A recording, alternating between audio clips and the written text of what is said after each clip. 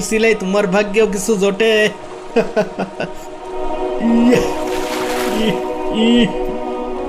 High দেবতা high, কত মাছ দিয়েছো আমায়, এত মাছ আমি একা তুলবো কি করে? এই পিচ্ছি আয়, তাড়াতাড়ি হাত লাগা। ধরতেছি মালিক।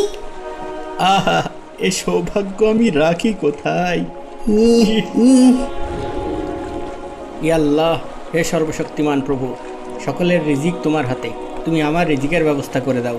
আমার হাতে সংসারের দায়িত্ব, আমার জালেও কিছু মাছের দেখা দাও।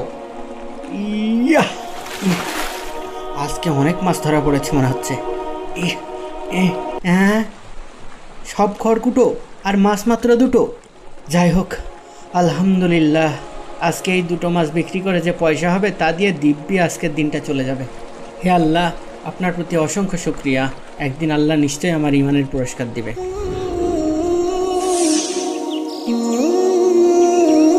কি আলি ভাইয়ের বউ, আজ কি রান্না করলা? কি আর করবো বল, ওই রোজ যা করি, ডাল ভাত আর সবজি। এইভাবে ঘাস ফুসার কতদিন? তোমার স্বামীকে কিছু করতে বলো। কি আর বলবো বল, সে তো চেষ্টা করেই, তার জালে মাছ না উঠলে আর কি করা। আর এদিকে দেখো, একই জায়গায় মাছ ধরেও আমার স্বামীর জালে কত মাছ ধরা পড়ে। ও আজও আমার জন্য নতুন কাপড় কিনে এনেছে। সেটা তো দেখতেই পাচ্ছি।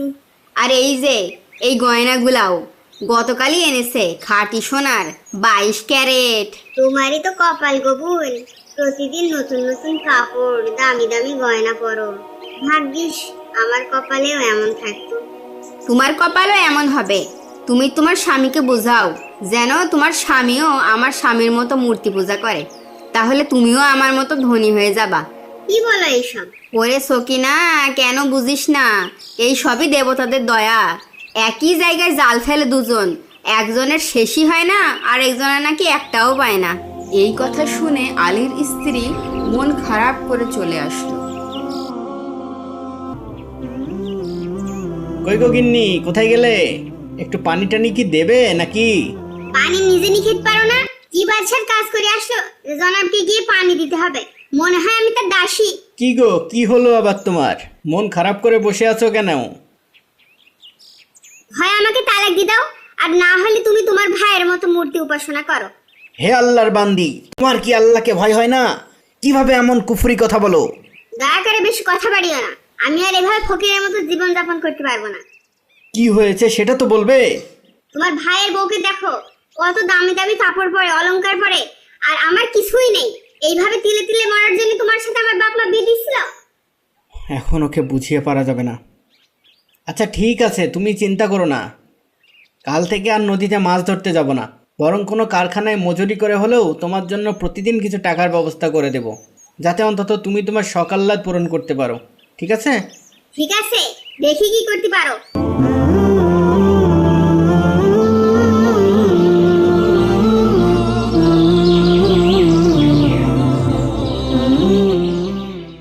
ভাই, একটা কাজ হবে? না না, হবে না।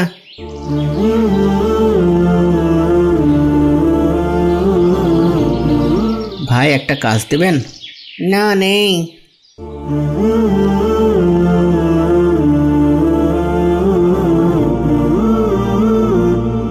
ভাই, একটা কাজ পাওয়া যাবে? নেই নেই, কোত্থেকে যে আসে সব।